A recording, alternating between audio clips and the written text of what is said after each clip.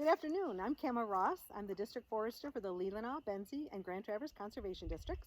And I'm Maddie Baroli. I formerly interned this summer with the Leelanau Conservation District. And we're outside today, standing 6 feet apart from each other. Absolutely. To promote to you our spring seedling sales at both Leelanau Conservation District and Benzie Conservation District. We have a really great range of trees and shrubs available to you, and our order end date is coming to a close here. Very soon. Very soon. Yes. So on April 8th and April 9th for the two districts, we're asking you to take care of your pre-order in advance so we can provide a safe means for you to pick up your trees.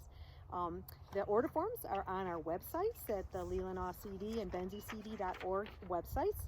You can call us at the phone numbers that you can easily find on our websites, and then we'll take care of all the business ahead of time. We'll have your package as carefully prepared as possible with some instructions on how to wait to plant and so that we're all safe in this process. But really importantly, with Earth Day coming at the end of April, we really want to encourage you and your family to be outside and doing something creative, innovative this spring and plant these new trees that Maddie has brought to the attention of our districts, and we're so excited to share it with you. Yeah, so going off of that, we're trying to promote a project called the Assisted Tree Range Expansion Project, and that is a citizen science program that we want everybody to consider taking part in. It involves planting trees that are predicted to thrive in our region under future climate conditions. So we have some really great species available, such as black gum, hackberry, sassafras, tulip poplar, swamp white oak, and shagbark hickory. So we're really eager to get some of these seedlings in the ground and see how they do in this region.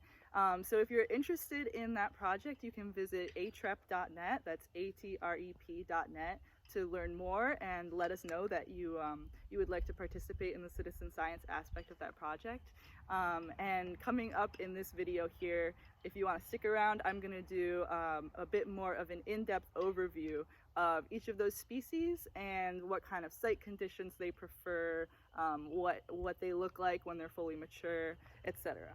So and all the science that's gone behind these decisions that we've made as a district and as two foresters working together last summer is that these species are just from southern Michigan. So they're already here. They're native to Michigan. We're just encouraging them to move north, and you are the vector that's going to help that happen sooner and more successfully. Also, I'd like to say that we are going to do some follow-up videos. I know a lot of people have missed our planting workshops that had to be canceled. So we're going to give some short videos that kind of show planting techniques that can help you improve your success rate. And then another video that would show maintenance for watering, protecting them from deer and animal browse, and for fertilizing in the future, just making sure that you're not just putting the trees in the ground on the end of April, but you're really maintaining that planting and making for a very successful addition and enhancement of your particular property that you're steward of.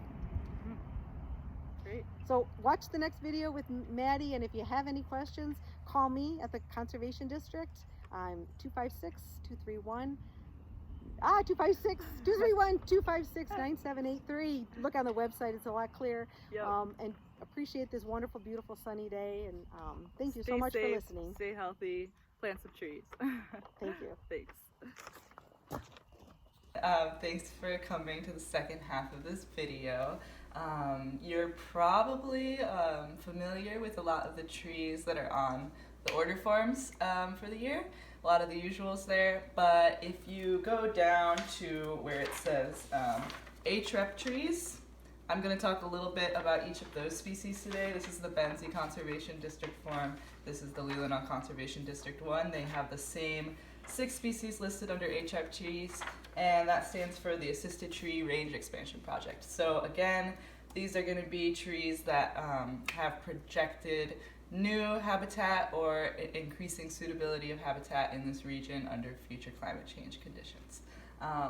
So first I wanted to share, before I share with you what those species are and a little bit about each of them, I just wanted to share with you how we chose those 6 in particular, because there's over 35 different trees that are native to southern and mid-Michigan, but we couldn't put them all, of course, on the order form for this year. So we wanted to kind of whittle that list down And so in addition to having that projected new habitat based on research out of the Northern Institute of Applied Climate Science, we also wanted to choose species that weren't going to be preferred deer browse, because we know how much of a problem that is here, and that aren't preferred hosts for the Asian longhorn beetle, which isn't a forest pest that's here yet. However, it's something that kind of might be on the horizon for the region. And then we kind of just wanted to provide a good distribution of options for everybody to make sure that you had good choices for whatever site conditions you might be working with this spring. So, launching into it, we have our 6 species here: the tulip tree, shagbark hickory, swamp white oak, hackberry, blackgum, and sassafras. I organized these in terms of height. So as you can see, the tulip tree is the largest, and that's quite a fast grower. And then you have the sassafras on the smaller end, which can be kind of more like an understory shrub. So that's kind of just a handy little guide. The range extends all the way down into Florida and then up into mid-Michigan. So this tree it's a sun lover. It likes open, sunny fields or the edges of forests. It does like well-drained soils and needs consistent watering. And it's a larval host to the swallowtail butterfly, the promethea moth, and it's loved by the Baltimore oriole, the scarlet tanager, and hummingbirds and bees. It's fast. It does have a fast growth rate, so you can look forward to this one growing pretty quickly. However, that means that its tree limbs can be kind of weak in structure. So try to maybe plant it in an area where it's not necessarily going to get battered by like an ice or windstorm. So in the open, but slightly protected. Okay, next is the shagbark hickory. This is also quite a large tree. It does tolerate some shade, so you can plant this one in the understory. It likes to associate a lot with oak trees. So there's a lot of shagbark, there's a lot of oak hickory forests down in southern Michigan. So yeah, it will respond well though once there's a gap in the forest canopy to that light, and then it'll really take off from there. This is one we're really trying to encourage because it is a mast fruiting tree, so these nuts that it gets are really nutritious for wildlife. And with our beech trees, the majority of our beech trees are going to be disappearing from our forests because of beech bark disease, unfortunately. So we're really looking for other species that are going to be helping to provide mast fruit for wildlife.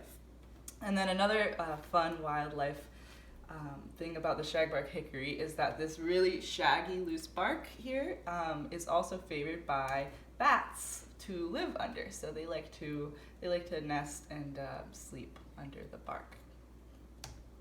All right, swamp white oak. This is one of our good choices for wet environments. So they like lowland sites. They can tolerate occasional flooding. But the neat thing about this is that they don't have to be planted in a swampy area. They also will tolerate really dry drought conditions. So it's a nice versatile tree.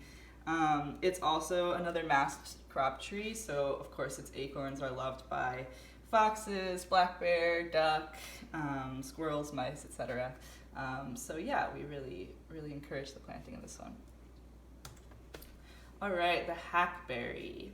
This tree is super hardy. I have a picture of it here planted in a parking lot because it can pretty much handle any kind of condition. It's also one of the species we're suggesting for shadier environments, so planting this one in the forest understory, it is capable of dealing with that shade. It does have the unique wildlife benefit of these edible drupes that it gets, and they persist really late into the winter. So that's really valuable for wildlife when food is scarce. So again, this is a really nice hardy one. It can grow in a lot of different kinds of soils and is shade tolerant. All right, the black gum. This one we're really trying to promote. We have about 100 left of the black gum still. So all orders for this one are much appreciated. It's an awesome tree. I have one in my backyard down in southern Michigan. So it is again a really This is our other option for really wet sites. So it is flood tolerant. In its natural range, you'll find it growing on like stream banks and in ravines. So yeah, it likes wet lowland sites. It gets a beautiful fall foliage. It just lights up red. And of course, it's also known as black tupelo. So you'll probably have heard of tupelo honey. Bees really, really love the small flowers of this tree, and it helps them to make a really, really nice sweet honey. All right, last but certainly not least is sassafras. So this is a great option for understory gap planting. It is somewhat shade tolerant, but it also will thrive in sunny open areas. One thing about the sassafras is that it does reproduce through its roots, so it'll send up shoots and kind of spread in thickets, which can be really nice if you're planting it in the forest understory. But maybe be careful if you're planting it near a gardened area. It's a larval host to a lot of different pollinators, including the spice bush butterfly and swallowtail butterflies. And yeah, that's all for the HRAP species. So if you're interested in participating in the citizen science aspect of this project, what we are encouraging people to do is, for every tree that they plant, give that tree a code, essentially. And so you'll work with Kama Ross, the district forester, to get that tree a code and then report some really simple basic health measurements on the tree. So that'll just be once a summer. You'll report the tree height, and then some kind of health indicators of how that tree is doing. So just try and get your orders in this week. The deadline is coming up. We said that in the first part of the video. I'm blanking on it now. But yeah, thanks for planting trees this spring. Stay safe, stay healthy.